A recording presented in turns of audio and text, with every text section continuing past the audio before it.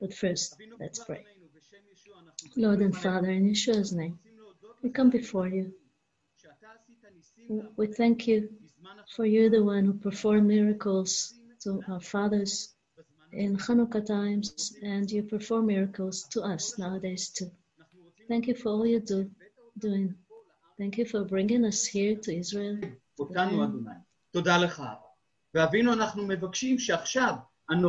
we ask that now your presence will be with us.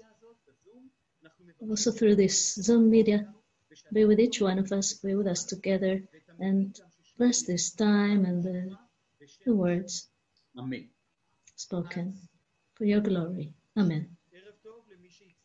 So again, good evening for those who joined us now.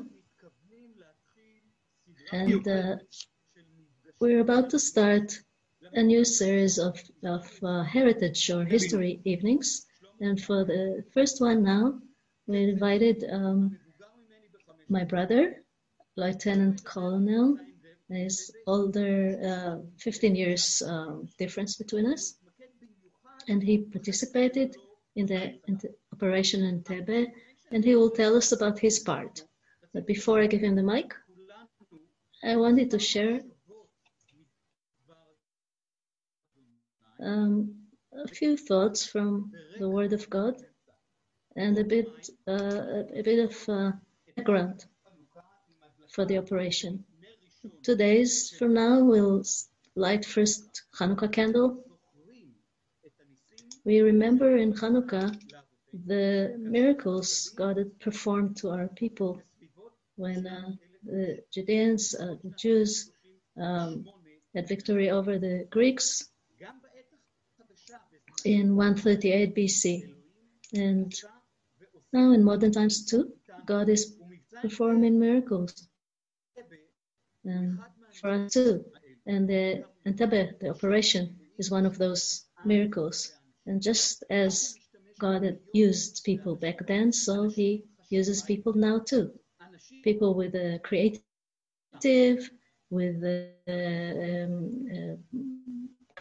courage, and I may say with Israeli chutzpah. As we look at King David's wars, we can see that he was attentive to God's guidance in order to know how to act in any given situation. And for example, Samuel 5, verse 19.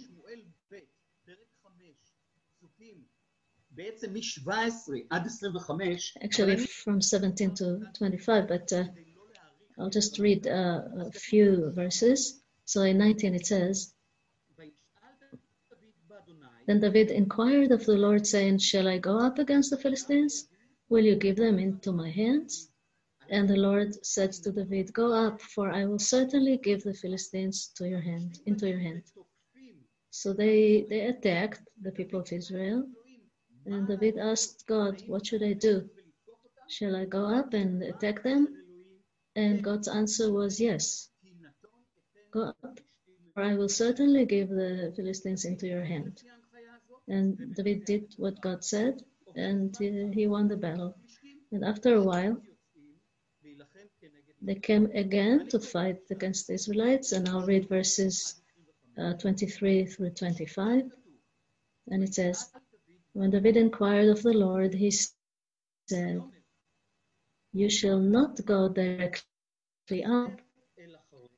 Circle around behind them and come at them in front of the balsam trees. It shall be when you hear the sound of marching in the tops of the trees, then you shall act promptly, for then the Lord will have gone out before you to strike the army the Lord had commanded him, and struck down the Philistines. We can see here in that David, and this time God gave him a different strategy.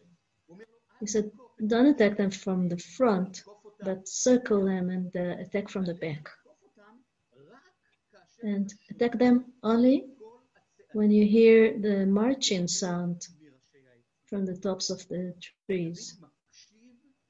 And David listened to God and to his guidance, and then he overcame this battle too.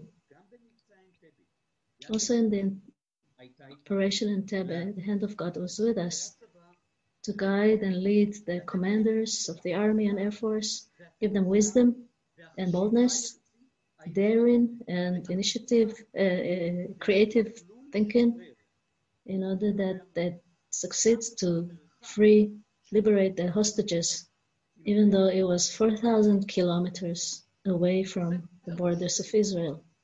In Proverbs chapter 24, verse 6, it says, "For by wise counsel or guidance you will wage your own war." So soon you'll hear from Shlomo how our men acted wisely with wise counsel in this war in order to enable the liberation of the hostages, of the hijacked passengers.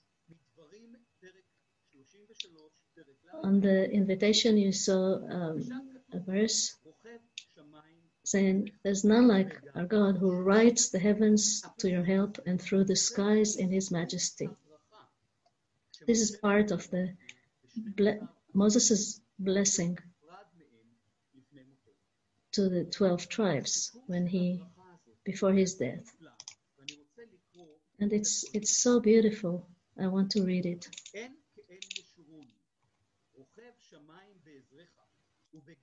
"There is none like the God of Yeshurun, who rides the heavens to your help and through the skies in his majesty. Comes for your help. The eternal God is a dwelling place, and underneath are the everlasting arms. And he drove out the enemy from before you and said, 'Destroy.'" Yossi is explaining in other words the Hebrew, the biblical Hebrew.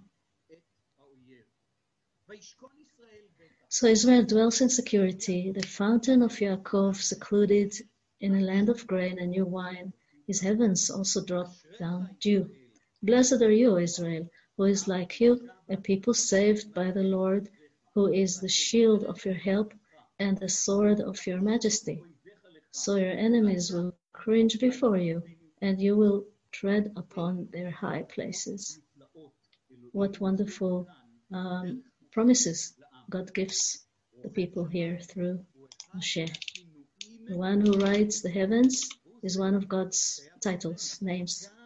And he was the one to help us also in this operation. And he used the people who rode the Hercules aircrafts in order to reach Uganda and liberate the hijacked passengers. Now, a bit of a background about the operation. It happened in June 1976. On the 27th June, Air France aircraft that took off from Tel Aviv to Paris with a stopover in Athens was hijacked by 4 terrorists, 2 German and 2 Palestinians. After refueling in Libya, they flew hours, and then on the next day they've landed in Entebbe, Uganda, and more other armed terrorists joined them, so there were 10 altogether.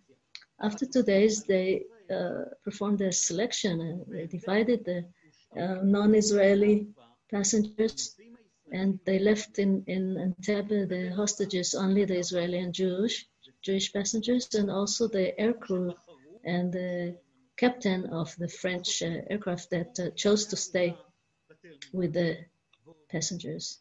They held the hostages in the terminal, and they announced that they have booby-trapped with explosives the whole thing. They demanded to free dozens of terrorists who were imprisoned in Israel and other countries, and also $5 million from France. Yitzhak Rabin, Prime Minister, refused to cooperate with their and agree to their demands, and he told the army to try to find a way for a military operation.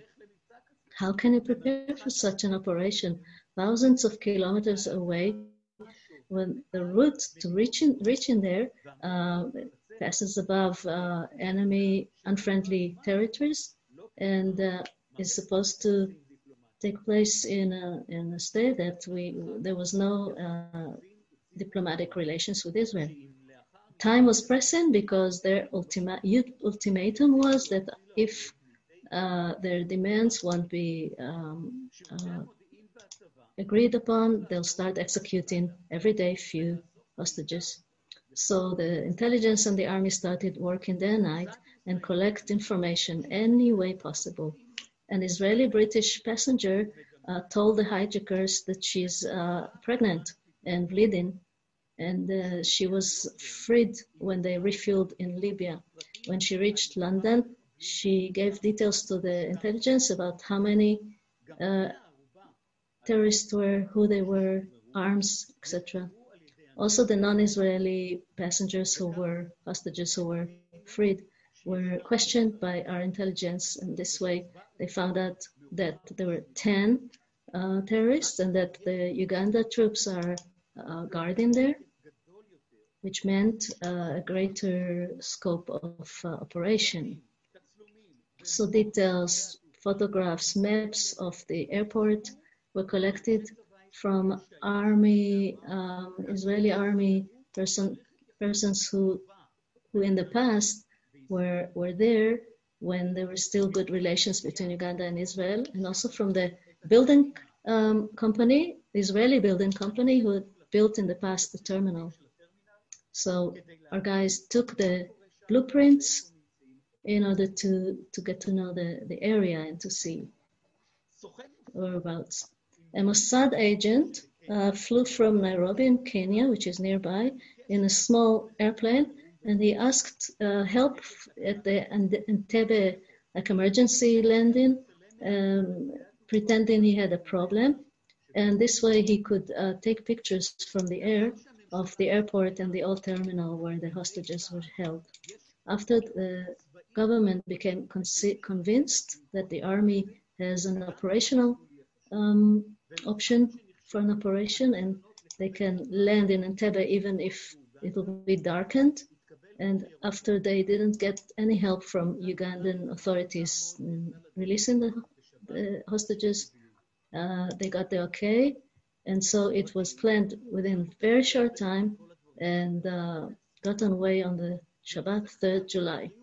So our airplanes flew from Sinai, from Ophir Airport in Sharm el-Sheikh, loaded with special units and also a black Mercedes and 2 Land Rovers who were to trick the guards in the airport in Entebbe. And the final okay of the government was given when they were already on the way on air.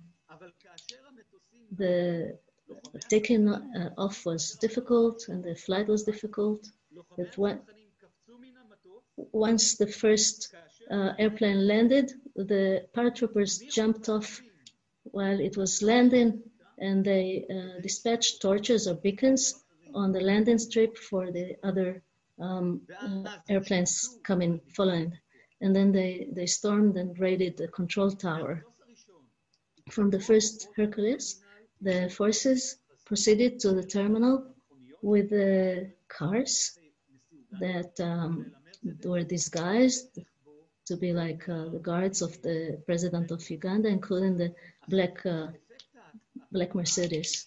Surprise element was kept until there were shootings exchanged with guards there, and the forces, commanded forces, took over the terminal. They killed the terrorists and liberated the hostages. Yoni Netanyahu, Benjamin's Netanyahu brother, was killed, and 3 hostages. So within 24 hours since it started, more than 100 hostages were brought back to Israel, and the operation was crowned with success. So Shlomo, I hope I didn't take too much of your time. And some of what you've heard, they will, you have said, they will hear in Rabin's and Otagor's voices. The stage is yours. He asked if we can hear him well. So we have here, okay, I'm Yossi's older brother, Shlomo Ovadia. I was born in Haifa. I was in the Bnei Akiva youth movement. I studied in a religious school. In the operation, I was the head of navigators corps. I had 20 navigators under me. The operation is called Operation Entebbe, but it's called Jonathan Operation, and the code name was Thunderbolt. The airplane was a Hercules. We see down here on the left the terminal in Entebbe where the hostages were. And today, 8th December, here we are. This is Yossi, when he wanted to be a professor in Purim. And here he is with my pilot's sunglasses. And this is an Eiffel Tower I've made with the matches. Here I was in the army, and Yossi went to school. I was second lieutenant. You see his school bag. That's how the bags were back then. And here we took a trip on the Carmel Mountain. All the materials, the original materials I have kept. And it was an offense. I should have burnt it, but I collected it and kept it. And you see it up here, a few maps that were actually sheets, 5 maps I used in the operation. But I did give this material to the Air Force Museum, and I'm here with its manager. And I also gave it to Rabin's Museum. Here in the picture I'm lecturing there. It's the same picture. And this is Dalia Rabin's daughter, thanking for the donation. This picture, the top, is the first Hercules, the lead aircraft crew, right as we landed, after we landed. In the center, we see the squadron commander, Shani, and he was like the main guy, the king, the conductor over everybody. We should have done everything he said, and we all contributed our professional information, knowledge to him. So if he succeeds, we all succeed. At the top, the co-pilot with sunglasses. His name is A. Einstein, not Albert Einstein, but Avi Einstein, and we finished our Pilots Academy together. And 20 years later, we came together and we sat and stood in a similar position. The squadron commander at the center, and Einstein should have been here, but he's there, and I'm down there. Rabin and Peres came to welcome us as we landed right after the operation, the flight. We'll see the videos. Here, just a bit of a background. The aviation academy, I did the solo on a Piper, and landing in a Piper is much more complicated rather than in a jet. And this is an officer's course in the Kinneret. That's me, not so tall. Next to me, Ramot, very tall, very praised, acclaimed pilot. We did hikes.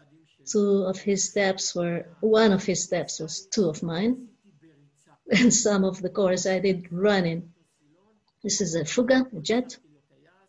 And then I didn't manage to be a pilot, and then I went into the navigator's course. And we watched the stars all the time and the measurements. We used the sextant in order to find the angles with the stars.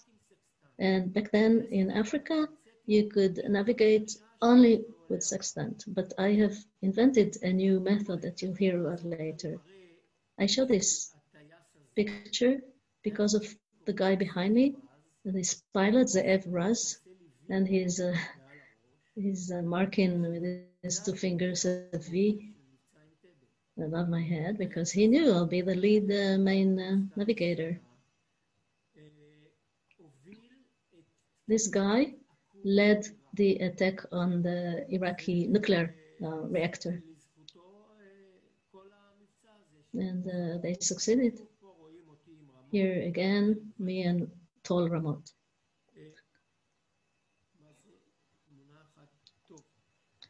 This is, in flight academy when I was 6-day war happened. And Israel enlarged its territory 3 times more. Sinai, West Bank, and the Golan Heights. I heard Motagur, the head of the brigadier of the paratroopers, he said a very important announcement.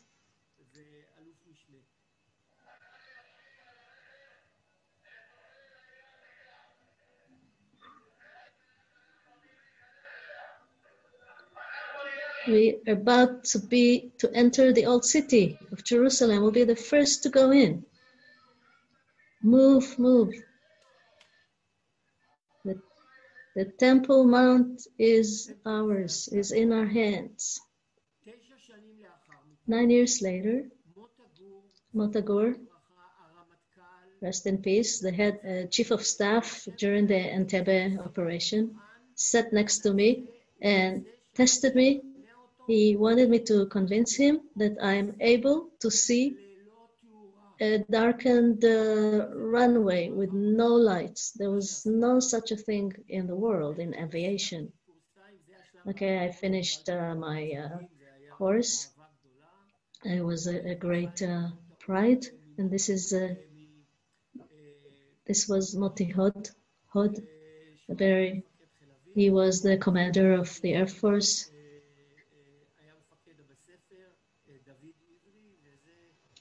All these are known names in Israel and in the army. They became very important figures. That's in my youth. But the most important thing is not the ranks, but it's the forelock. It's my hair. 50 years after the flight academy, you receive golden wings. And if the pilot or the navigator died, then their wives come to get it, the widows. So we got this medal, or golden wings. This is the Dan Chalutz, sorry, he was the chief of staff back then. And this guy was hostage in Egypt, Boaz Eitan, a milliardaire. That's me above him. These were 2 widows. And who is here? Einstein again. A. Einstein, not Albert. Avi Einstein. We finished the aviation course together. I was also a combat navigator with the Phantoms, jets. That's me with the technicians and the crew. When there's a solo flight, the pilot flies alone. Once he lands, they throw water over him. They did it to me, both in the pilot course and also later. And I was so happy, although I was very wet. So this guy is a Holocaust survivor. He did the solo on a Phantom. I was his navigator. I'm coming out, and the technicians caught him and washed him with buckets of water and shoved him into a container and drove with him inside, and then you're back. Of course, the photographer of the base is taking pictures, and that's me with the G suit, pressure suit. We have G1 on ground, but in the air, if there's a sharp turn, the G-force is sometimes even 7, and my weight is like 7 times the regular weight. So this is a suit with pipes inside,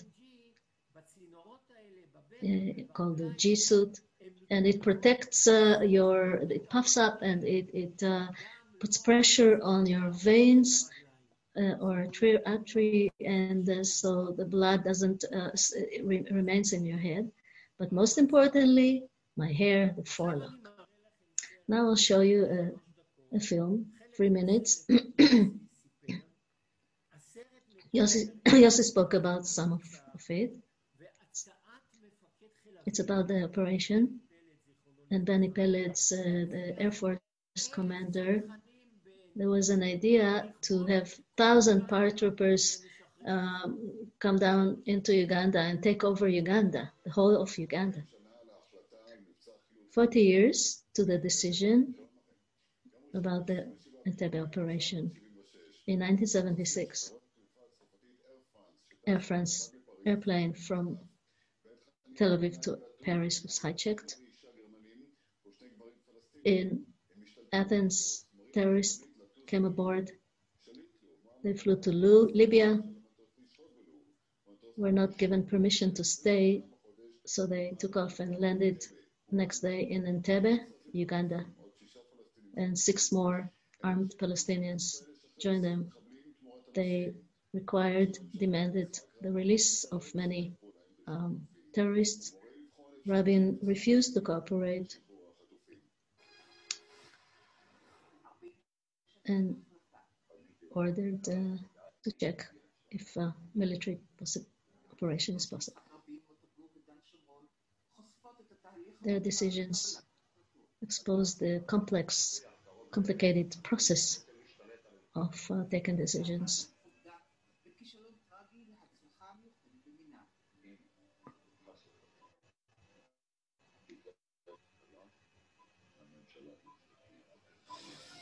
If we fail, the government will have to resign.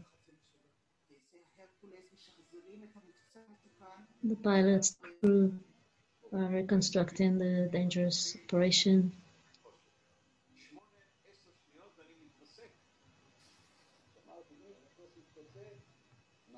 I thought if the airplane will explode, we'll take over a car and drive to Kenya. In a very daring and resourceful operation, the Israeli army managed to liberate the passengers of Air France hijacked airplane that was hijacked by Palestinian terrorists.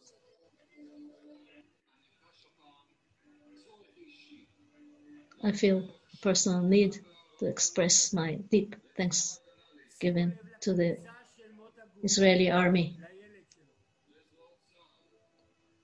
all its corpses, the Air Force.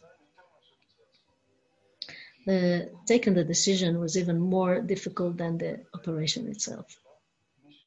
For sure, for those who make the decisions, the cabinet, the government, and they bear the heavy responsibility, especially if it fails. Rabin as an ex-chief of staff.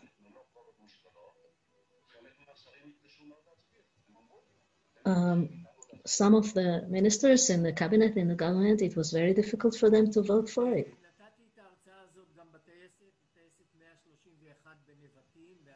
I did the lecture also in the squadron, and in the corridor there was a picture with me in it, and I'm also a photographer, and I took a picture with the picture.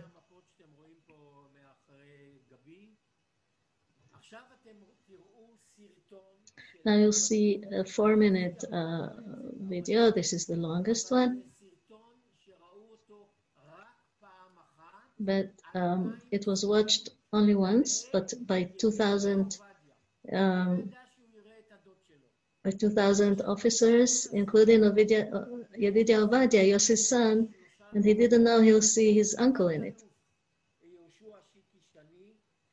And we were there, the head of the squadron, Shiki Shani, and Raz Gural Aryeh, who was a commando with Yoni and myself. And in the end, I introduced my wife too, so you can see Malka too. Some of it, the photography, the video, I took myself from sitting in the hall.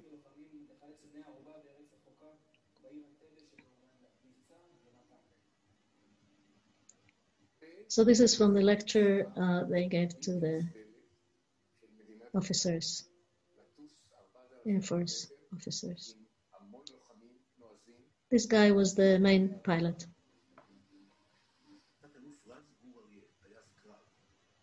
Raz, back then, was a commander. Super. We got the code to come quickly to the squadron. We're supposed to come there, sneak there, without being exposed, discovered, and land in the dark, maximum surprise, minimum noise. Chief of Staff Motagur was against.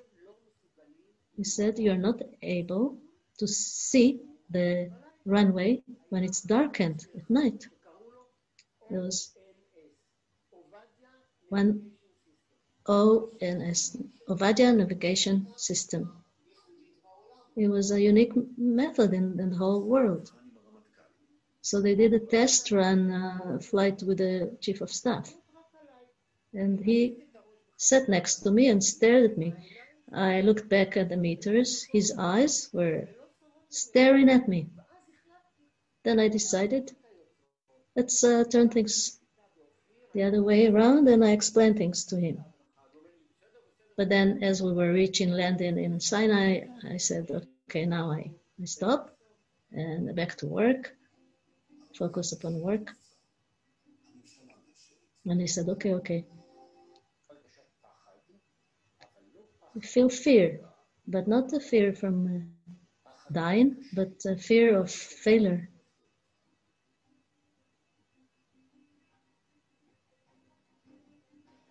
It's the old terminal.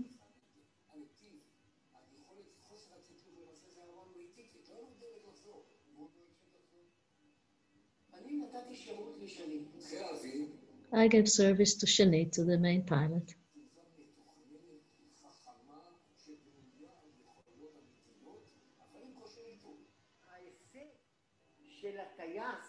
The pilot's achievement was a world record, and he deserves all glory. And you too? Well, me too. In such operations, the great prize, reward, is what you bring to the Israeli citizens, and the state doesn't owe us anything. We owe the state the whole life.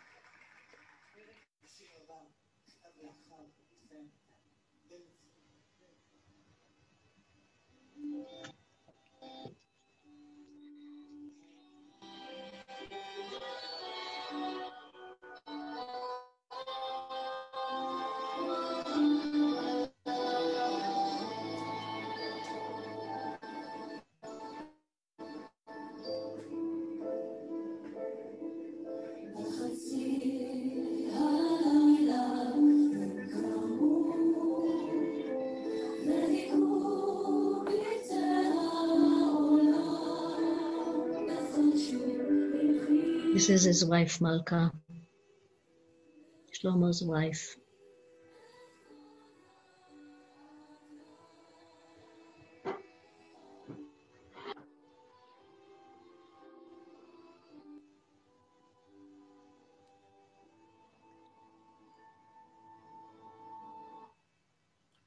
The Mossad issued a coin, a medal, a few months ago. And you have a few of the things that Yossi told you at the beginning. The person from the light airplane who took pictures of the airport. It says the Operation Jonathan in English. Text, you see the hostages and the State of Israel symbol. And here, Operation Entebbe, the Mercedes, the control tower. And out of this balcony, Jonathan Netanyahu was shot and killed. You see the 4 Herculeses, and you see the French airplane. And these are the initials of the names of the people who were killed. About 2 months or 3 months ago, the Air Force newspaper magazine, they print it every 4 or 6 months. The subject was Special Forces, and they also interviewed me. They visited me for 4 hours. They interviewed and took pictures and compared the navigation with the satellite and the way I did it back then with maps. And this army reporters and a photographer. And the main reporter, she was Mota Gor's chief of staff back then, his granddaughter. So here's a picture of me with all of them. So in the same magazine, they showed the new enhanced Hercules, 44 years ago. Hercules has existed already maybe 50 years. So this is the cockpit of the Hercules, very big, by the way. It's like a living room. This is a flight engineer here, the captain on the left, co-pilot, and this is the navigator's position. I sat there. Now they have all these instruments and satellite, but I used maps and radar. But in this photo, you also see on the side the bench or bed in which Jonathan Netanyahu back then slept on our way to Entebbe on the 3rd of July, 1976. It's like a fold-in bench where you can take a rest during long flights, and he rested there before the operation in which he was killed. So this is the cockpit we had. The captain on the left, co-pilot on the right, only meters, no screens. 4 engines, 4 meters, different meters, pressure, temperature. And this is my position, the navigator's position. And it says main navigator. I received this title from the chief of staff. And back then I was a captain in my rank. And up there was the bed and bench where Yoni slept. And here behind me on a small chair sat Mota Gur, the chief of staff. On the 2nd July, we had a test flight. We were tested. He sat right next to me. And I explained to him about my method of navigating. So now I start my story. From Sunday or Monday until Thursday, we were dealing with all kinds of plans that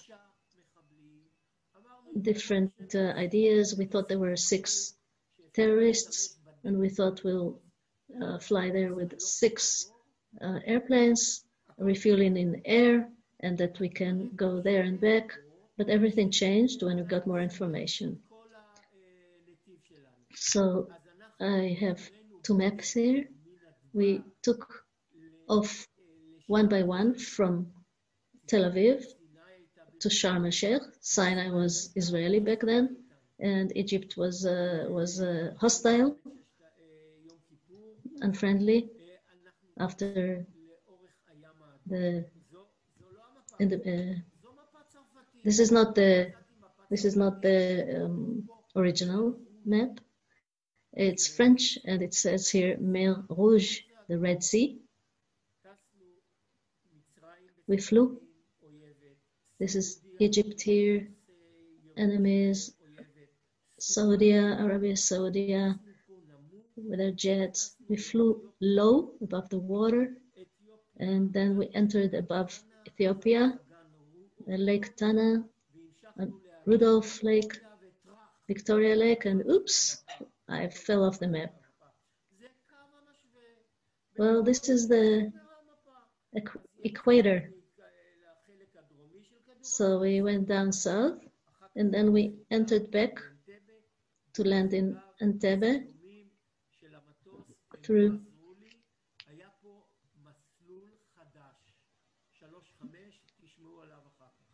but there was a new, okay, he'll tell us about it later. In 2011, I lectured in an Air Force base. This guy was a very acclaimed pilot, and he flew hundreds of flights to Entebbe years before, and he knew the way very well. And he brought paratroopers in Yemen. He flew to Yemen and back, 1,000 paratroopers and arms for the Yemenites. He had about 18 flights there. And this guy, he was the main planner. He said, Idi Amin comes with a black Mercedes always to his visits and Land Rovers. We need to look for a Mercedes. So we found a white one. They found a white one, so they painted it black, and we flew it there. This picture, you see Entebbe here, with the old terminal, and you see, this is from 66. Israel, there was peace between Israel and Uganda. We helped them, and Israeli company, building company, has built the terminal, and you see the control tower. And this is Levi Eshkol, our prime minister, and Idi Amin, and he was still young, and later big, and this is Golda Meir. I show it because the Air Force commander Benny Peled knew that in Uganda we had our influence, and he went to the generals and to the government and said, yes, we can have 1,000 paratroopers into Entebbe and to take all Uganda over. And they laughed at him, but it almost happened. Now this is a special video, 2.5 minutes. In 2014, Channel 2, they exposed the protocols of the operation. Well, the Air Force, they don't write protocols, but the Paris secretary, she wrote down the protocols, she took my notes. Paris agreed first to free terrorists, and Motagur, the chief of staff, said, no way, we'll go on a military operation. And the Paris said, okay, show me the operation if it's viable. and his secretary wrote down the things. I forgot her name, and I asked, maybe do you have the protocol? And she said, me? I gave all my documents to the army newspaper, whatever, and spokesman, and they didn't give it back to me. And so I found it and I kept it. There are a few strange things in this video. It reminds Cuba and the Pig's Gulf. Motagor said he didn't want the operation to be a failure like it happened in Cuba in the Gulf. And Dan Shomron, the commander, he says, what are you, James Bond, a Goldfinger? You think it's a Hollywood film? When they were arguing if the operation, if they were trying to plan. Before the operation, there were dramatic discussions in Israel, top secret, but now they're exposed. Shimon Peres, with Chief of Staff Motagor, and Yekutiel Adam, Chief of Operations, Benny Peled, Commander of Israeli Air Force. Bill said, let's hear the plan. I understand the Chief of Staff is not for it, but we must look for any alternative. And Adam, Chief of Operation, it must happen fast, so they can't get involved. It will take an hour, we think, reach the hostages so they won't be shot at before they understand something is happening, a surprise. Paris asked, is there anti-airplane rockets there? And they said, we don't know. We must have it secret. Once they'll know about it, they'll just set a few vehicles on the airstrip, and that's it. How many soldiers do you need? 200, 300? Motagor, we need to plan it. It's not games.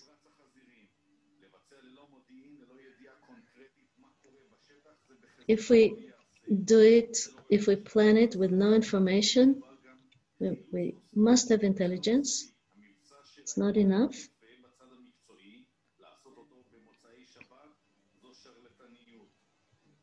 But it's not Hollywood. We don't want it to be like in Cuba. Paris, do you need to reconsider? James Bond, not with me. But the risks to fly airplanes for such a range, well, this is not war.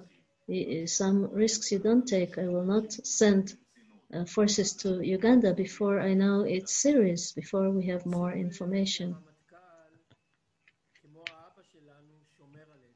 And you see here how the Chief of Staff, like a father, was guarding us. Make sure it's possible. So this took place on Thursday in the evening. But what happened in the squadron? We need to fly. Something strange happened. I heard on the loudspeakers, Ovadia, quickly to the operation room. I didn't know what it was, and they said, what are you doing here? You go on trial with the commander of the base. So I went to his office, and he showed me a parking fine that I parked on the sidewalk in the Tel Aviv Army Headquarters Center. And I said, yeah, I needed to look for some maps. I didn't tell him that I actually kind of half stole all the maps that were in Israel of this area, so we and the other pilots can have them. So he fined me in 25 lira. Back then, the currency was liras, Israeli lira. 1976. I had to pay 25 lira fine. He didn't know I had the maps. Ami Ayalon, colonel, he became big. So back in the Kiryat, in the headquarters army, I want to go back to the Kiryat, the army headquarters in Tel Aviv, but in the squadron, Shani was looking for me. Where are you? Where are you, Ovadia? And I said, here I am. Where are you? I said, I was there. I was fine. He said, come on, leave it. Dress up. Take all the maps you have prepared. They changed the whole plan. And we have to go to the Air Force bunker, the headquarters. And there's a big map there where over it you move the airplanes like in Second World War. And we need to be have a rebriefing. And the brief from this guy, Ido Embar, he was Air Force planner. He's a navigator. I know him well. We work together. He was the one who planned for the Air Force the whole flight. And he said, guys, I lived in Chatzarim, in the Negev. If airplane landed or took off far, we couldn't hear.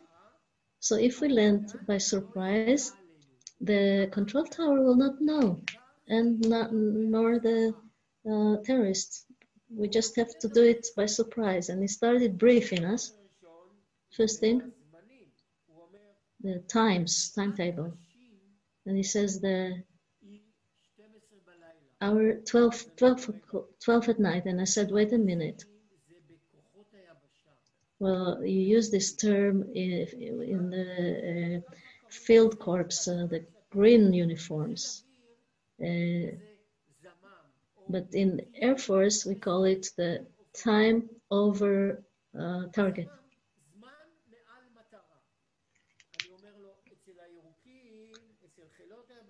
So the field corpses, it's one term. We use another term. Is it the same thing?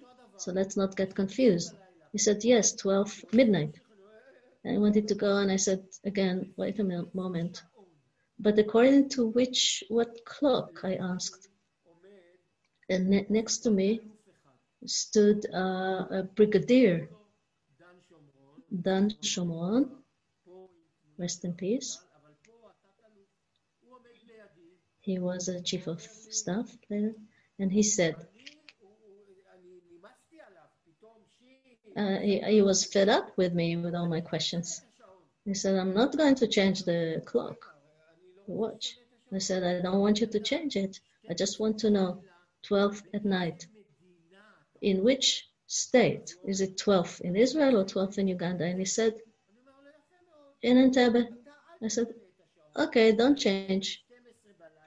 12 in Entebbe means 11 in Israel. So the time above the target will be 11 according to Israel time. So Ido continued to brief. Finished. We dispersed. Aviv Binun was then a colonel of Operation Department. He said to me, first thing, try not to go home. You are now partner to the secrets, and you must not tell anybody about what you've heard. And I said, okay. Well, but it was Thursday night. Well, he said, go with this officer and plan the reporting points. We fly in radio silence, but you report a code word, and especially once you manage to land in Entebbe, No one speaks, only you give us a code word that means we have landed. So we planned these points, and he said, don't do it A, B, C, but start with C, and then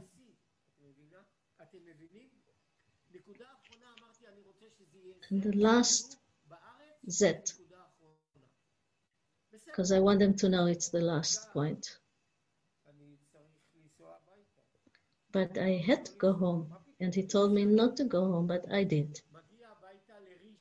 I came home to Rishon LeZion. I met Malka, my wife. I said, I'm flying abroad. She said, great. When? I said, Shabbat, Saturday. Where? London. Oh, great. I'll give you a shopping list and buy for Iris, who's now a doctor, and Tomer, engineer now, our children, clothes in mother care. I'll look up in the catalog. There are socks with plates, and also in Marks and Spencer. Here's the catalog, and buy this and this and that. I said, okay, please write a list. And this is what took place in Rishon LeZion, Thursday night, midnight already. But what happened again in the Kiryah, in the headquarters in Tel Aviv, Motagur, the chief of staff,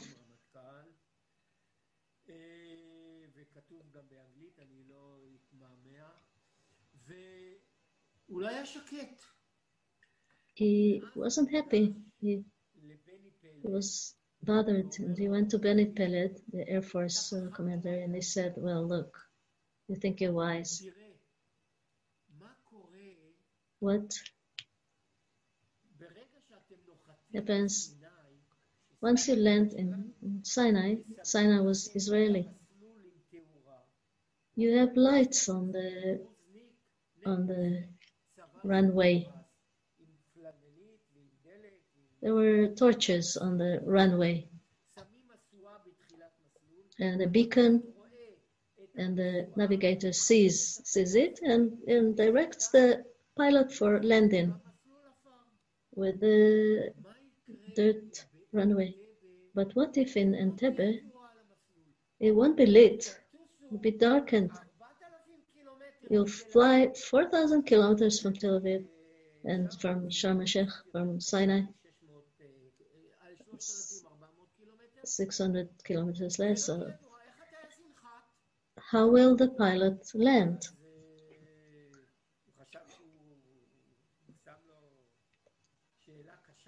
He thought it was a difficult question, and Benny said, my pilots can land with no lights.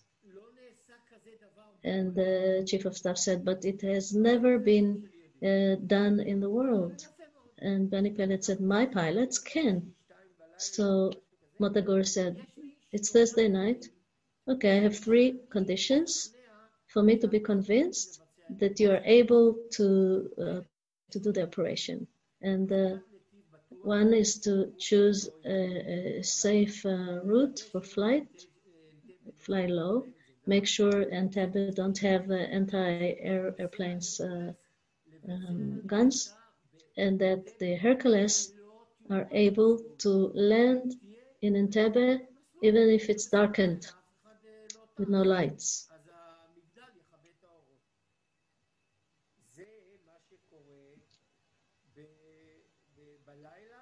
So this was at night, Thursday.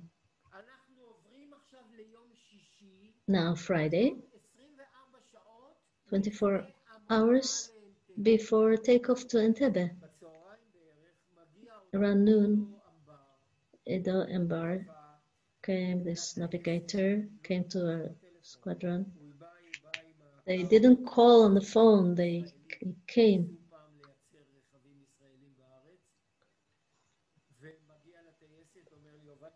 And he said to me, Ovadia, enter Shani's room.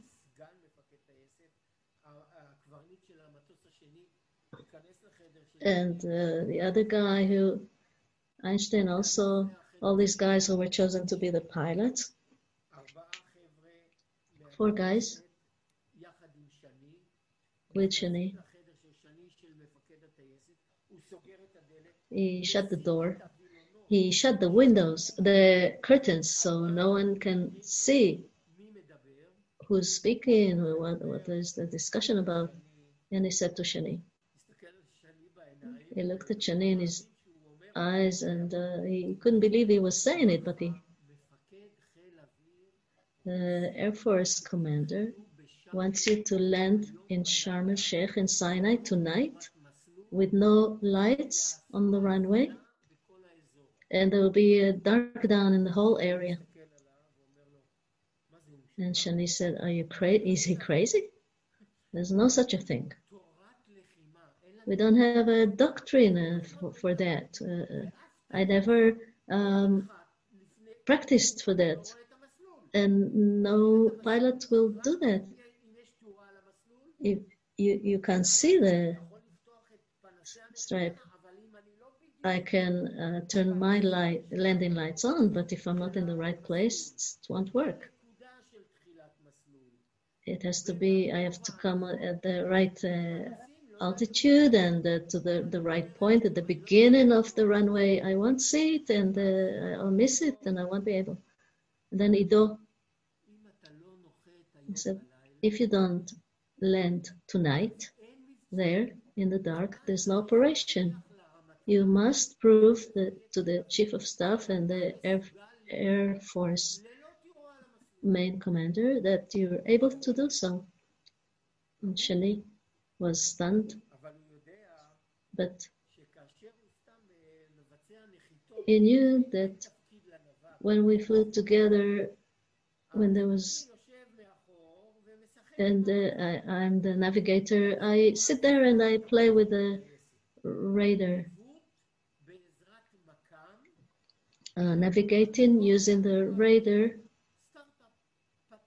kind of a startup, a patent I devised, a special way. It's like a GPS, but OMS, Ovadia, navigation system.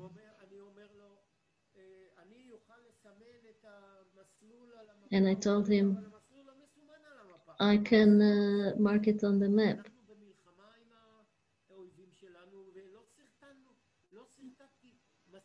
And so it's not marked on the map, he said to me. I told him, listen, in your safe, there are maps with all the details, all the measurements, because when I did it in the past with the location points, with the angles and degrees, I can. So here's the map. It's also hanging on the wall behind me. With pencil, I wrote the direction. I measured the direction and the width of the line of the pencil on the map is about 100 meters. But I need to be accurate within tenths or meters, so he won't land at the side of the runway. This is Naama Bay and Ophira, Sharm el-Sheikh. By the way, I was there in the army.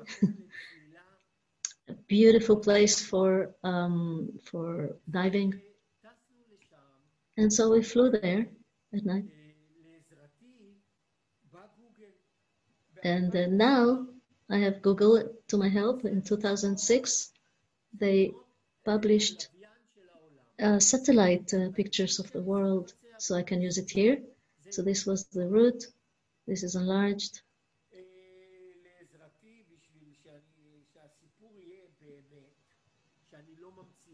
And for you to see, I'm not inventing.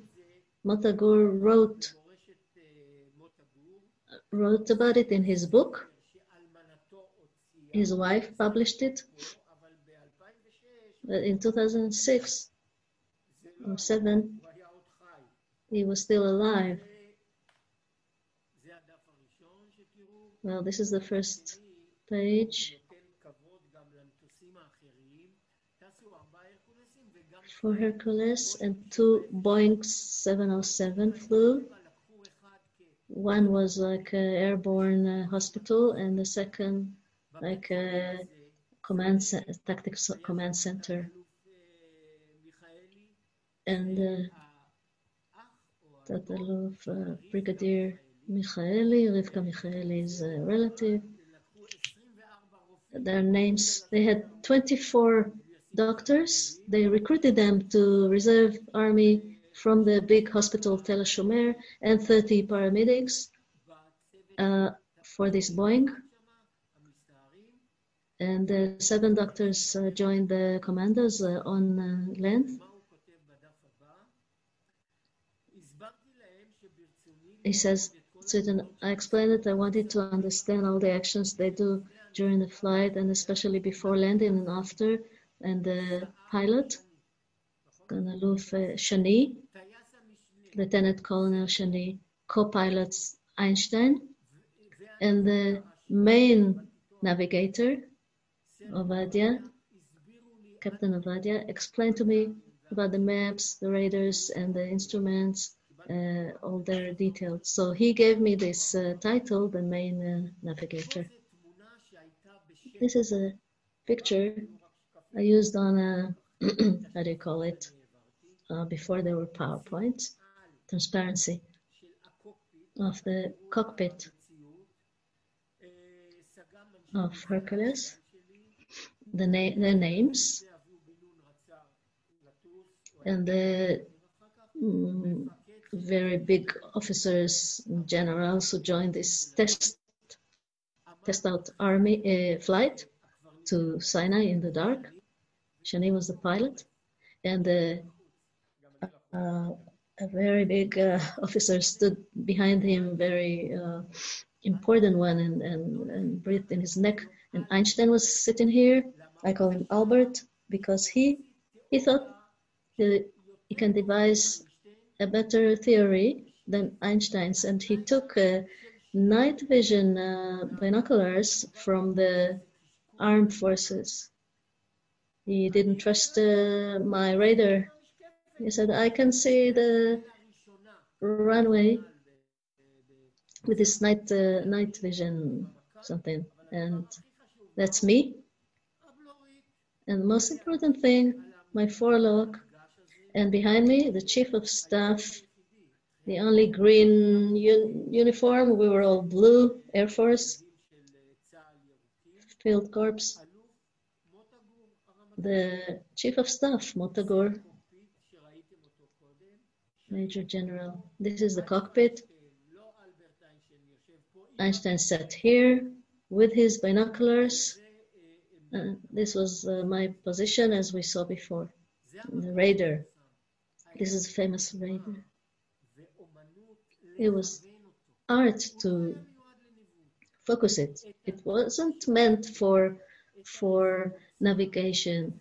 The height of the antenna, the resolution, the focus, the gauge, to get rid of all disturbances and see what you want to see, and the runway in Sharm el-Sheikh in Ophir, in Sinai. And he sat next to me, and I explained to him things until we came near the airport, Army airport in Sharm el-Sheikh, and I kept saying, look what a wonderful radar it is, a wonderful instrument it is. We reached Sharm el-Sheikh, and I said, Mota, now I have to get to work.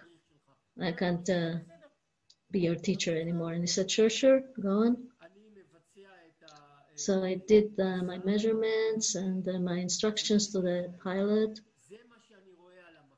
And this is what I saw on the radar. There was wind from the sea to land, and it diverted us. So I had to correct and take right, because it was from right to left, the wind. The airplane wanted to go left, so just before landing, I need to bring it back to correct. 4 pilots around me, see nothing, dark. And Shani is hearing my instructions, up, down, turn right, turn left, take right, directions, altitudes I gave him, and he performed what I said, the way I said it. Just before landing, and they see nothing. Only Einstein is looking with his binoculars for night sight. And I said, left 10 degrees, we're soon there, you need to see the runway. And Einstein said, no, turn right 10 degrees. And I said, left 10 degrees. And Einstein says, right. And see, Google again helps me now. This is the main runway. I say left, Einstein says right, and this is what happened. We missed the airstrip, but luckily we went right above the sea and not left into high, tall antennas there and crash. And then I said, Einstein, now keep quiet. I'm the only one to give instructions. And then we landed successfully, and the chief of staff sitting next to me felt like in heaven. He said, Ovadia, you managed to convince me that we're able to do the operation. So Benny Peled asked me, the Air Force General asked me, what do you need? And I said, I need a map. I need to reach here. Give me a good map with a good scale. I had only 1 to 1 million. So he said, okay, I'll bring you tomorrow. He could bring it from the Mossad. But I need to go home. Friday evening, all the generals went home. I stayed with the secretary, but I have a wife and 2 children. I need to go home. I took the Susita vehicle. I owned half this car, Israeli old car, and the driver had to push me. If we start the car, okay. If not, you drive me home. So we pushed it. I jumped in, 2nd gear, and it started the engine. And that Shabbat, God started working extra hours already on Friday evening. So I came home to Rishon, to my wife. I parked the Susita downhill so I can push it in the morning to start. And she gives me a hard time. What about you? Come on. It's Friday, Kiddush for Shabbat. You say it's important, and you're in the squadron. You don't come. They went to sleep already. And you didn't prepare your suitcase. And I said, okay, I was busy, I'm sorry. And she said, okay. I prepared a list from London, and the neighbor also gave her list for her daughter, who was same age like our daughter. Yes. So I took the 2 notes and I put it inside a big Samsonite suitcase, empty. Went to sleep. She went to sleep. I was still preparing for the flight next morning. I prayed that the Susita car would start. I pushed it downhill, jumped in, 2nd gear, yeah.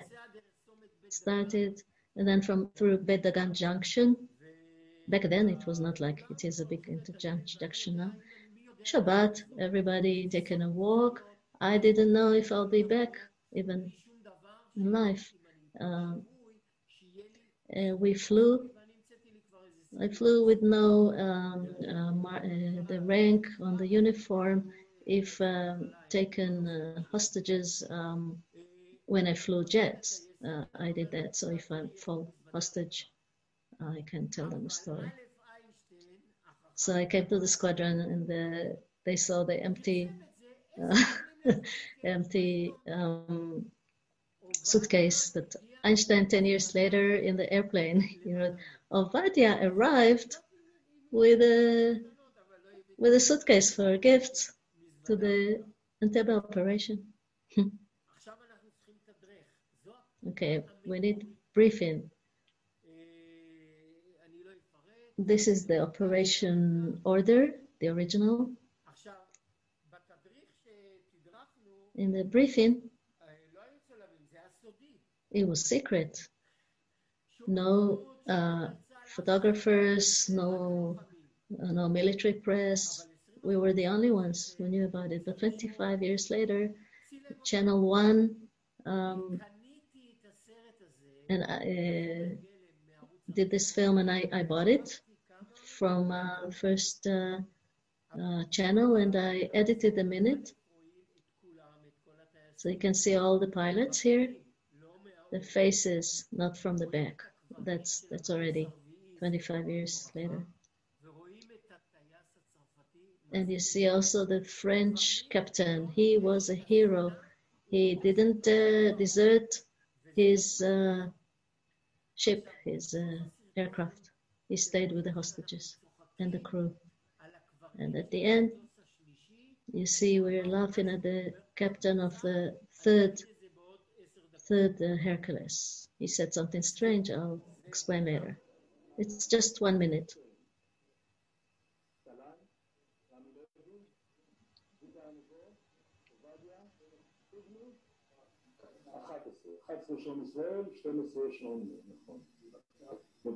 They reenacted it, the briefing, 25 years later.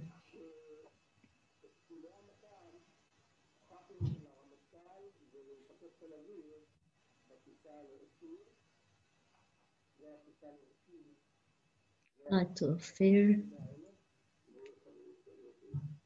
He was the captain of the 4th Hercules, Amnon Halevi.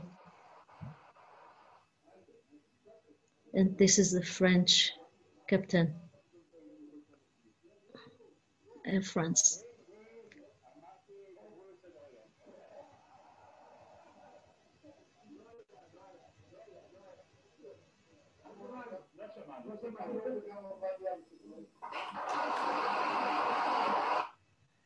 עכשיו, בשביל לתת כבוד לטייס, הוא נפטר בגיל 94. His pilot died, 94. The French. This is his funeral in France. He was 95 years old. Last year, the Israeli Air Force sent a pilot to his funeral, and they played the Israeli Hatikva anthem.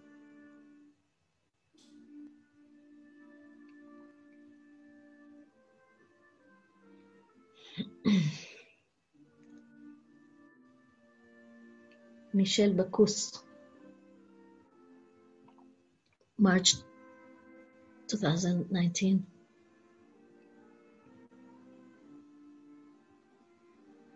Israeli pilot, representative of the Israeli Air Force.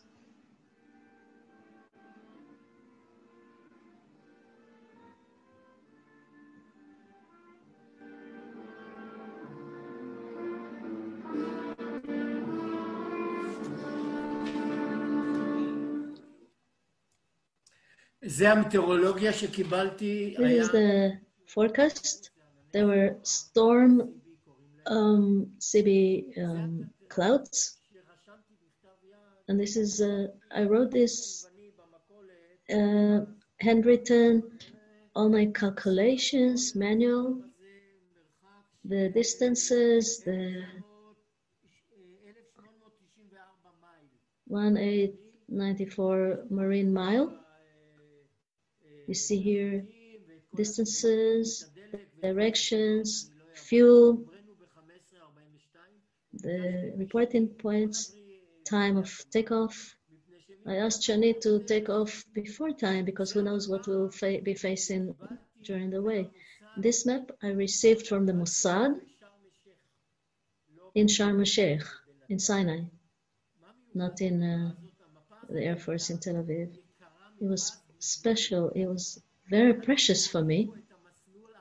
We see here the new runway in Entebbe, and the photos we had from the Israeli construction company from the past didn't help because they built a new, longer airstrip runway. And there were 3 islands here in the lake, and I knew that if I'll see them, I'll know I am reaching the target. And these are the altitudes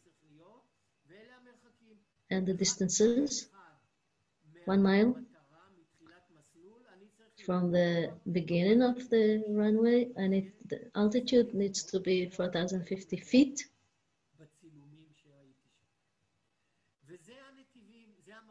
And these are the original maps of the routes.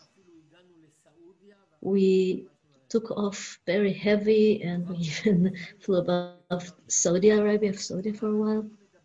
We couldn't turn easily, and I was the only one to speak on the radio reporting back to Israel, where we were.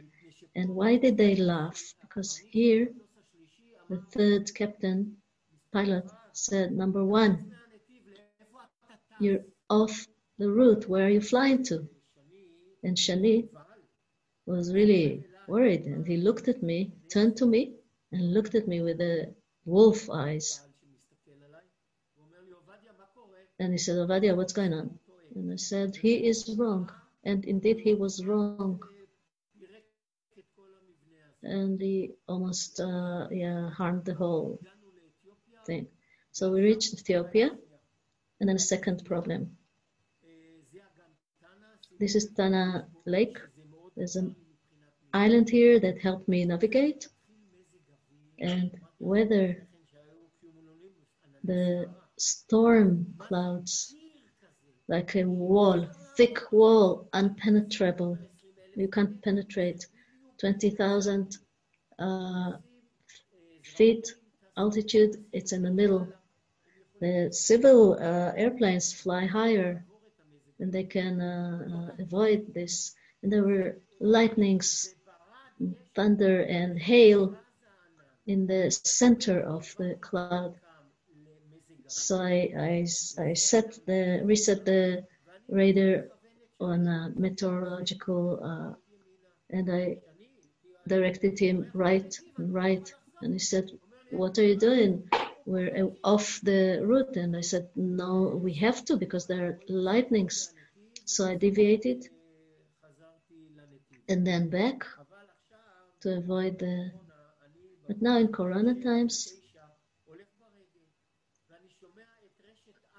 I heard recently on the radio, somebody in the plane Kan Tarbut between 7 and 9, culture, 3 who know,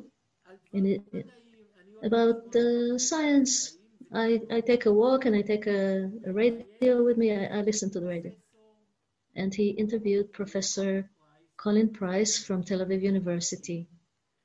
And he spoke about the corona discharge of lightnings. And I went back home, I tried to find him, and I called him and I said, listen, on the flight to Entebbe, there was a phenomenon. We flew near the lightnings and we saw like stripes, golden stripes in the windows. And he said, yes, it's a known phenomenon. 500 years ago, or 200 years ago, the shipman called it corona. It's a discharge, of lightning discharge, electric, that looked like a crown, so they called it corona on the top of their masts. And they called it Saint Alamo's fire, the seaman. He was their saint. It's a very high electric charge, and it gets discharged, and they saw it like a crown. This is how you see it from the cockpit, and this way too. And I saw it like little, like lines, golden lines.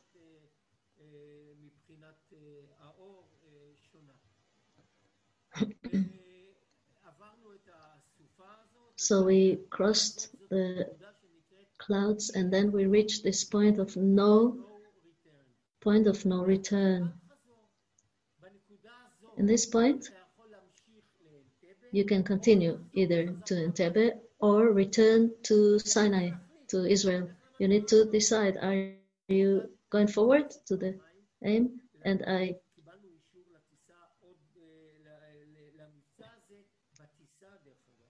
the government okayed, and we got the okay for the operation. We were already on flight, so we flew on. There were missiles there, battery, guarding the airport, so we flew around it. And then we turned. So far we flew 4 of us together. Now the lead Hercules, me with us, with Shani Einstein, and with the commanders Matkal Ines and the Mercedes and the 2 Land Rovers. We flew alone now. The other 3 circled here. They turned in circles back here and waited for us to tell them come and land. So we flew alone. We turned here. And I start giving the instructions as I studied, as I know, as I taught everybody, as a navigator, direction, altitude, and the map I got from the Mossad. And I see the 3 islands, and I say, Shani, great, I'm giving you direction. Fly, and you'll reach the runway. And he said, yes, that's exactly the direction, but I see lights on the runway. Don't give me direction, only altitude, only height. And what distance I need to be from the beginning of the runway. This time I don't need to put on our landing lights. We'll arrive by surprise. And again, Google, there's simulation here on Google of landing. And then we landed. We taxied on the runway and dispatched torches, beacons. And we opened the rear ramp and the Mercedes and the Land Rovers. And within a few minutes, the operation was finished. They killed the terrorists. They raided the terminal, the control tower. But there's fire, there's shooting. And if it's a wise control tower, they turned off all the lights in the airport. So you could see all the lights of the bullets. So the second Hercules, 7 minutes after the others came, the second landed with lights on. The third, the control tower turned off all the lights, but they used the lights we have dispatched there, and same about the fourth. So we stood here, the first Hercules. The second told us, move further in so I can come in. But I didn't finish my role yet. I have another job. I need to let them know in Israel that we have landed. Okay. So I was looking in my papers, stack of papers, for the code word.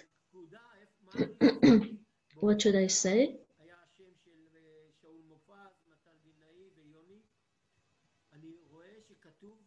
And I need to say Miriam, that we landed on the radio. So all the generals and all the people of Israel can know that later that we landed. But the communication radio officer who was listening and writing down, he wrote down 2302. We landed in Entebbe, number 1, airplane, but I didn't land on 2302. I landed on 2300. Why did he write this? I landed on time. To my help came Bibi's brother, the third, Ido. Netanyahu is a doctor. His book, you can see the picture on his book's cover. And on page 165, it says that Brigadier Pinchas Buchris, who was a commander in Matkal Sayeret, and later he was a commander of 8200 unit, and my granddaughters are there now serving. N and A can't, they're in the intelligence, so I can't give you their names. So he looked at his watch. In Israel, it was 2300. In Entebbe, it was midnight. And the correction, they didn't understand. Maybe it was 2301. But as a politician say, they were all right. He wrote 2302, but I landed exactly on time, but until I found the code word, I reported a minute or two later. So they were all right. Here, refueling. We stood here, dark, 4 Herculeses, and we need to clear the runway and go refueling. Number 2 said to 1, go forward, taxi forward so I can come in. But it was so dark. We could only see the bullets with lights, and Einstein, I told you he was very wise. He was wiser than all of us. He took his binoculars that enabled him to see at night. Now, when we're not in the air but on land, we're like a tank with 4 engines. And he looked and he said, and suddenly he shouted, stop! And Shani asked, why are you shouting? He said, soon you'll be off the runway and you'll get entrenched in the mud, in the dust.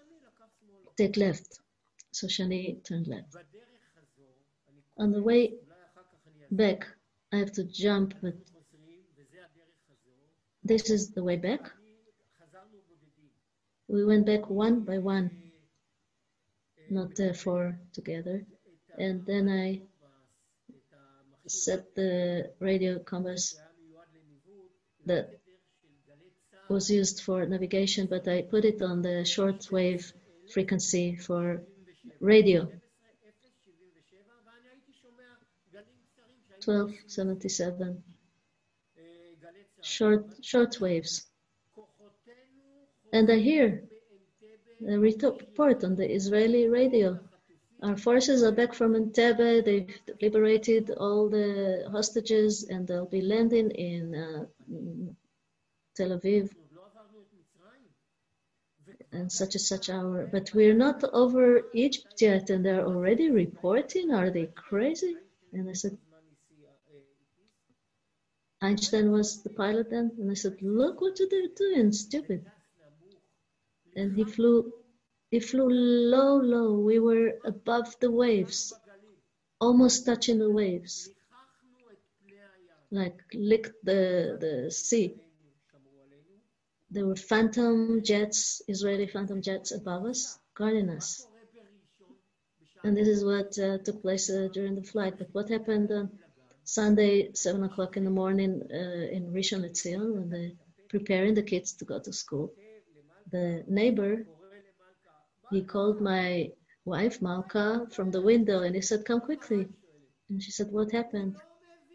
He is not bringing any gifts for you from London. He is back now from Entebbe. Now I'll show you a short film. I was the director. This is where I landed in a civilian airplane in 95, and where we landed with the Herculeses and the operation is up there. It was the old one. This is a Mossad picture that was used by the Commando Special Forces. We landed here.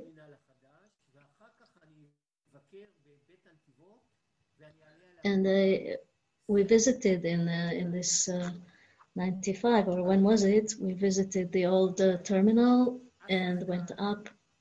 And I was the actor and the editor and the photographer.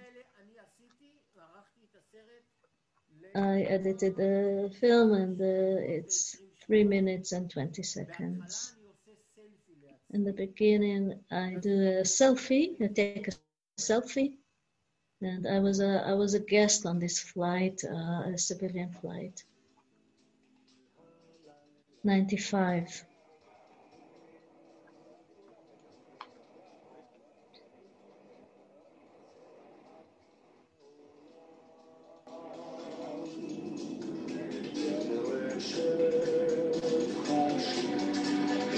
The 3 islands that helped him navigate back then. And this is the town, Entebbe.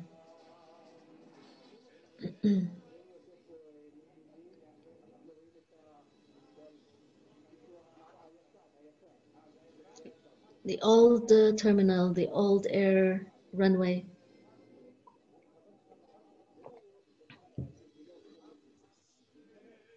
The new.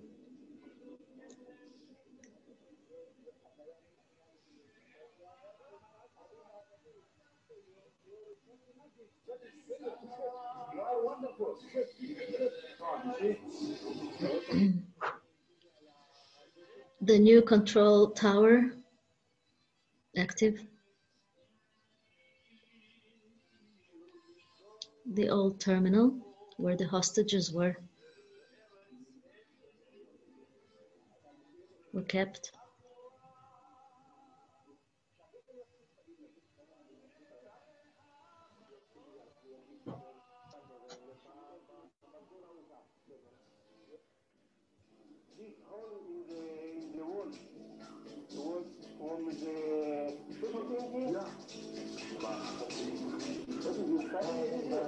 You can still see the bullet holes.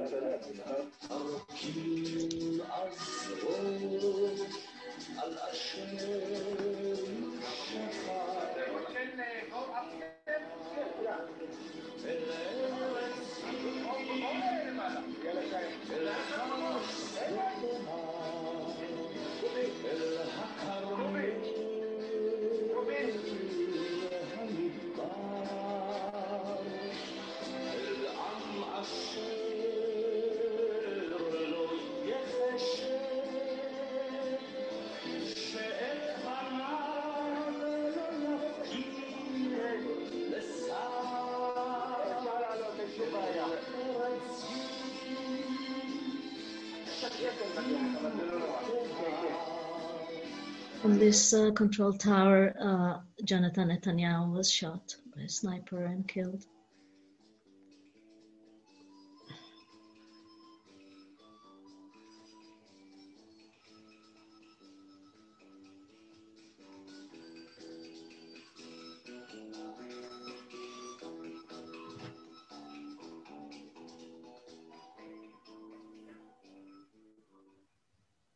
עכשיו אי אפשר לסיים מצגת בלי השיר הזה. I can't finish without this song. It's 1 minute. Rabin and Paris are here in the Air Force Base. It's a very well-known song about the Air Force and the brave pilots.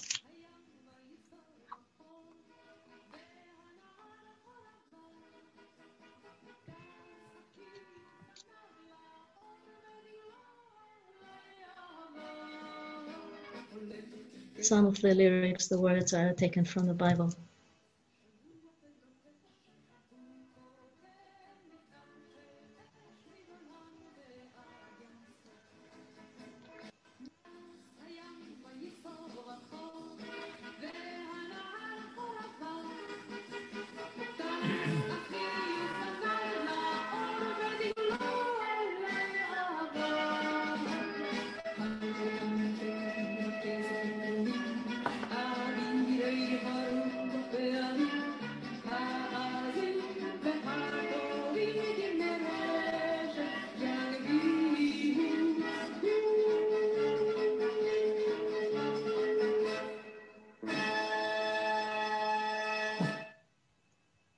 זהו. That's it. Thank you very much. Shlomo, thank you very much. I've already watched most of the things that Shlomo showed here, and I heard the story many times and saw the videos and read, but every time when I hear it again, I am again really touched and emotional from what has happened. I have two short anecdotes, stories about it to add. I was 16 years old back then. I knew that Shlomo is going to travel to London, something to do with his army. He would fly abroad every once in a while. And in the morning, I heard there was an operation. Well, I know Shlomo is in London, not connected to the operation, I thought. 9 o'clock in the morning, around 10, I got a phone call at home with my parents. I answered the phone. Shlomo, is it you? Were you in Entebbe? And he said, no way, no. It was forbidden for them to tell. Now, when we were preparing for this Zoom lecture, I found out that Maya, me, the translator, I was in the army back then. Where? In Sharm el-Sheikh, in Sinai. And when she understood that Shlomo landed on Friday night, Sharm el-Sheikh was darkened. She understood then why they were not allowed, and she was not allowed to call up north to Israel. She wanted to call her parents. That's me, yes? All telephone lines were disconnected, so I just wanted to add these two little stories. If there are other people who want to say something, ask, you can still write comments or questions. Then, if not, we'll have Liron to conclude. Shlomo, do you want to tell us? I can tell you about refueling.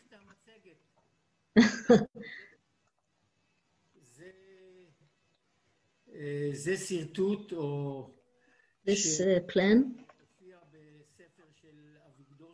is from Avigdor Shachan's book. He interviewed me. I asked him, do you have a map? And nobody knew I had the maps. And he brought a map that was published in a newspaper 50 years before, like Globus. He's a historian. He didn't have a map.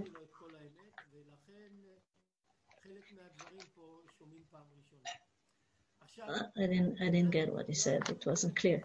Okay, we didn't have fuel for going back. We had enough to reach Entebbe and then to Nairobi. That's it. So we planned to take fuel from the Ugandans and pay later, maybe.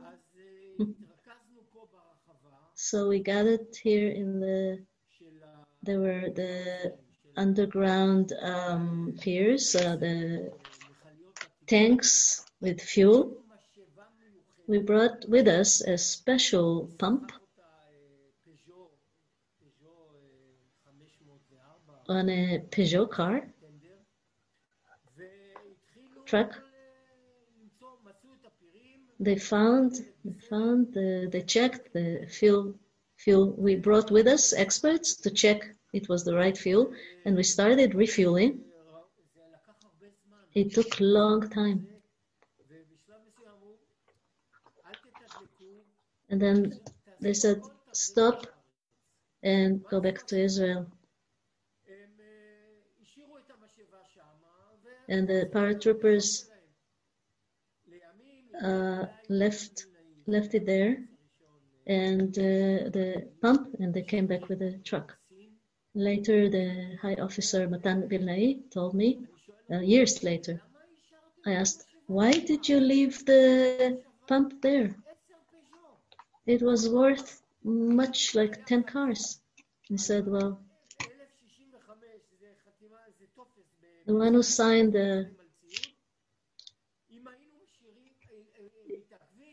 if it stayed there a bit longer, we wouldn't be able to bring the Peugeot, the car. You at the Air Force, you have enough money, and you'll be able to have a new pump. It's very expensive, they said, the Air Force. We could buy a few cars, Peugeot, with it. But when we were standing there and refueling, we saw like a movie, bullets and fire, and the paratroopers running near us with the white hats. This is how they could identify each other and not shoot each other. And we saw a Hercules aircraft next to us, so we spoke on the inner radio between us, and we said, guys, look, there's a Hercules here, and we are here a double cruise. Let's take it with us and bring it to the squadron, to Israel.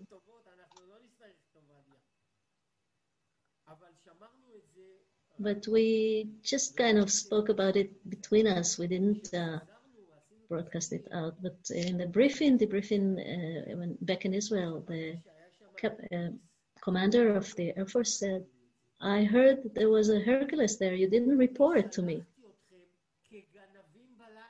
I sent you as thieves at night in the dark to reach Air Force. If you say that there's a Hercules parking there, I'd give you an order to bring it to Israel. If you want more stories, Yossi says, there's a question? Few.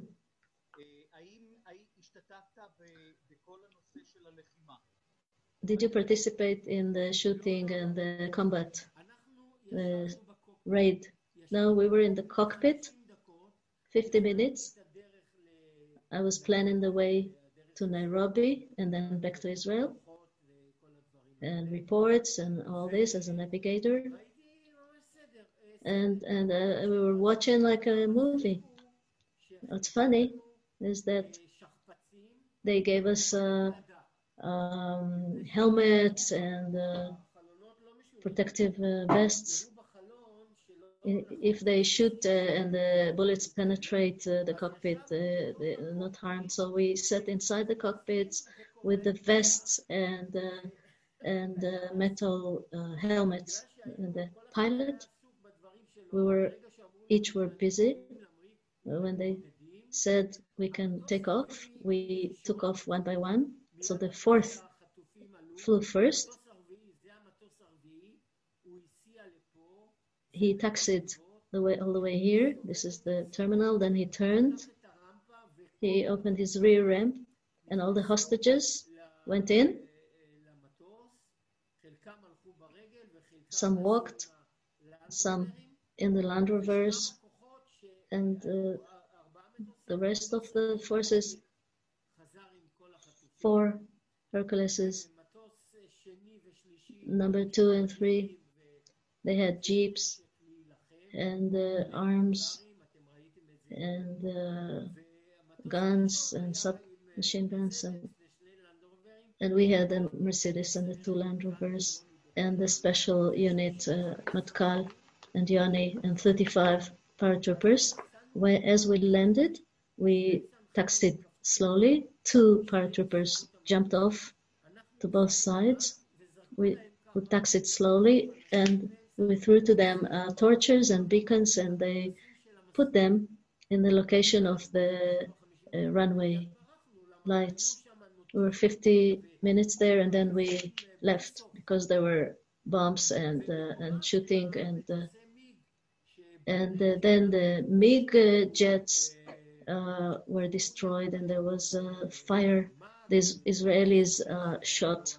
It was like the Ugandan Air Force, and we destroyed them. Since you left Israel until you were back to Israel, how long did it take? We took off on Shabbat from Tel Aviv Airport around 11 at noon. We flew one by one, separate, with the radio silence, to Sharm el-Sheikh in Sinai. On the way, Einstein wrote it. Arkia airplane, it's a civilian Israeli airlines, flew above us. We flew low, and he suddenly saw 4 Herculeses flying low.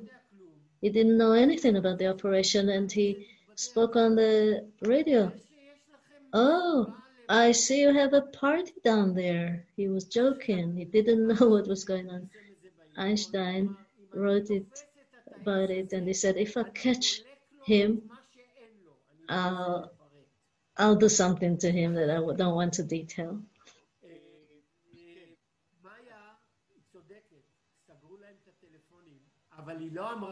Yes, I said in the army base, they shut off all our airplanes, our telephones. And that airplane that flew to the army base, had to stay there. Everybody had to stay in. I confirm, I had to stay in base that weekend. And they were told, "You saw things you must not see. You were not supposed to see. Please don't tell anybody about what you have seen." And this is what these civilians did. They stayed there until we were back. When did you reach Tel Aviv? Back to Tel Aviv. So first we landed in Tel Nov, which is a military airport. I'm sorry. All Herculeses landed there, and Boeings, I think. And then the intelligence spoke with the hostages who were liberated and briefed there not to speak and not to say anything to the press. And then from there, they flew to Tel Aviv. So we had pictures taken with Rabin and Peres and all the generals. And then we flew to Tel Aviv, I think around noon.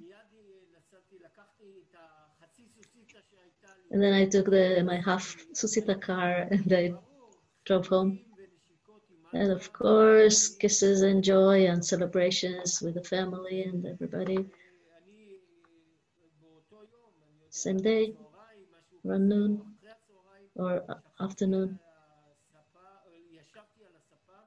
I sat on the sofa and I fell asleep while sitting, and one of the neighbors came, a sweet guy with a champagne, to give me champagne, and he found me sleeping in the armchair. So it took a bit more than 24 hours. But the main point is there was no plan. The plan for the operation wasn't there until only no okay from the cabinet, from the government, only 36 hours. And we got the green light from for the operation from the cabinet, from the government, after we were already 3 hours in air en route. Another question, maybe last. When was Jonathan Netanyahu killed?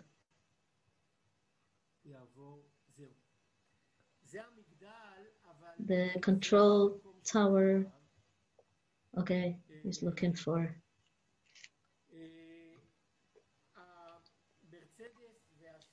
The Mercedes and the two Land Rovers drove with lights on slowly, just like as if it was the president arriving near the control tower. They were stopped by a Ugandan guard, and Muki Betzel, he was the deputy commander of the elite commandos. And he said, don't shoot.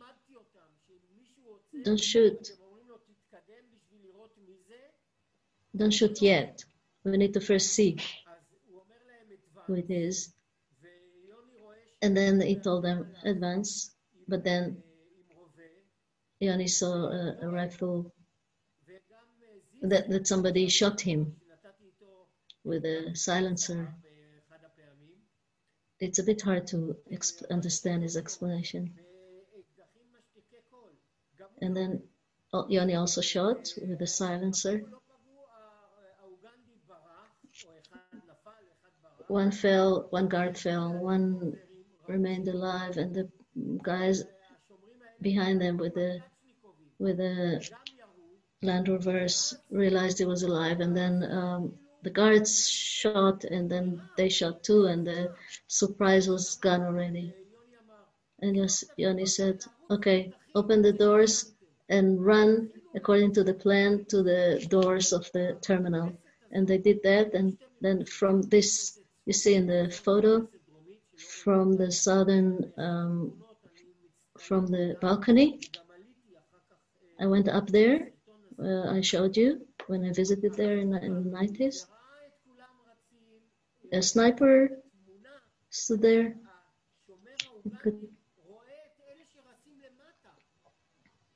And they saw them running down there. There were the lights, and he shot them.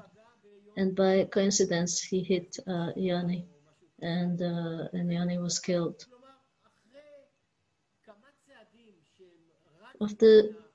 After they ran few steps from the vehicles towards the doors, the terminal doors, Yoni was hit.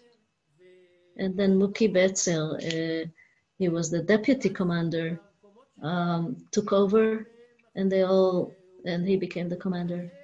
They all did their parts. They shot through the windows, they entered. And all those who stood were shot by them. One of the hostages, a young guy, 16-year-old, everybody were lying down, but he was so enthusiastic that he said, he jumped, and they thought he was one of the terrorists, and they shot him. After everything subsided, somebody said, you see, you killed them all, the terrorists, but this guy is a hostage, is one of us, sadly. And the commander said, we came to rescue you. And they took them all.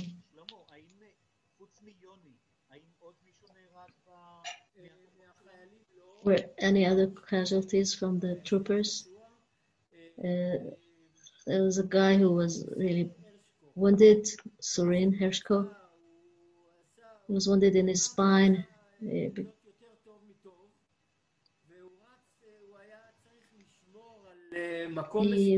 had to guard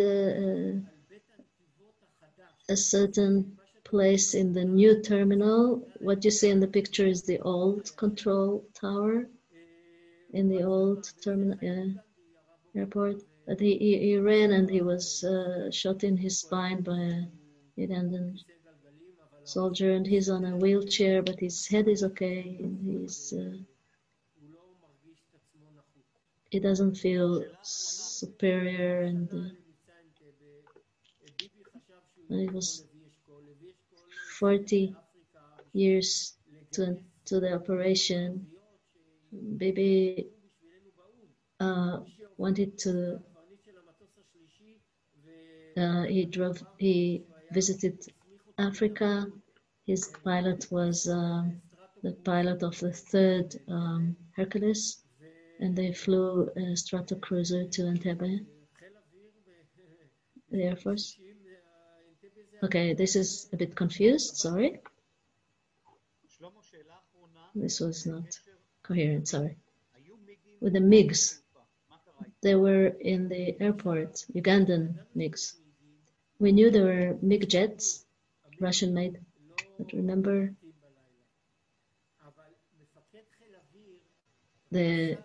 our Air Force commander wanted to take revenge of the Ugandans because they helped the terrorists, and he wanted the MiGs to be destroyed. Bar-Lev, Knesset member back then,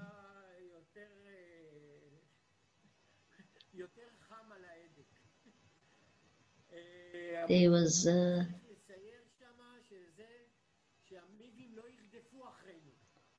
well, make sure that the MiGs won't chase us.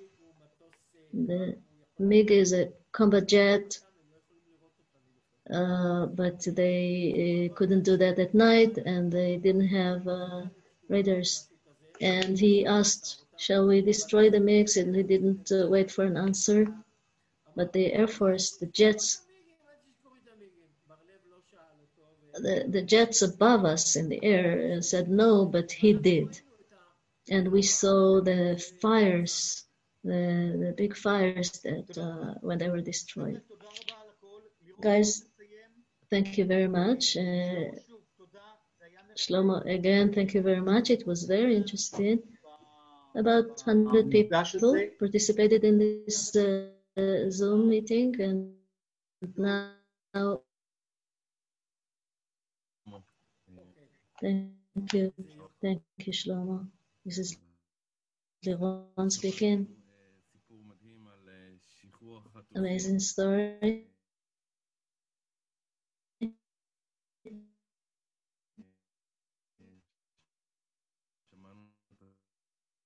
About liberation. Hanukkah.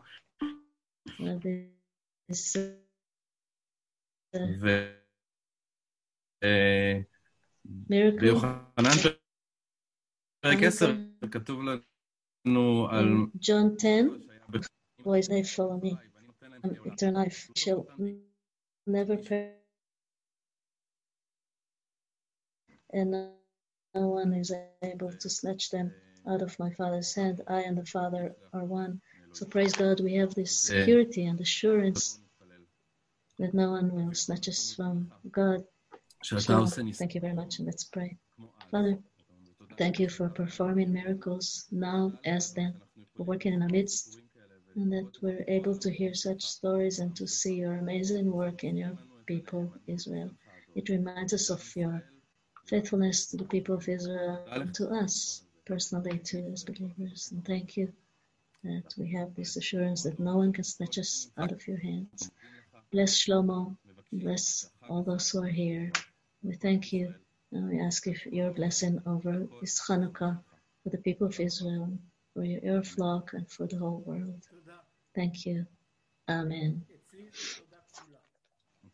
And Shlomo said, it's a double thanks for me. Blessings to you all.